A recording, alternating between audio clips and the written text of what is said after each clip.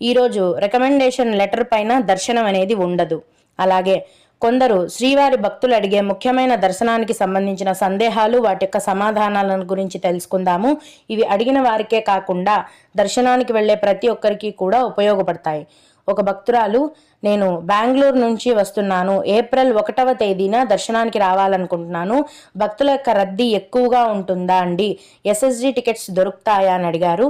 సర్వదర్శనం టికెట్లేమో ప్రతిరోజు కూడా రాత్రి 9 గంటల నుంచి కేటాయిస్తారండి. మరుసటి రోజు తెల్లవారుజామున వరకు టికెట్లు అనేవి అందుబాటులో ఉంటాయి. కానీ ఏప్రిల్, అలాగే ఉగాది, ఏప్రిల్ 1వ తేదీ అన్నీ వరుసగా ఉన్నాయి కాబట్టి భక్తుల యొక్క రద్దీ మాత్రం చాలా చాలా ఎక్కువగా ఉంది.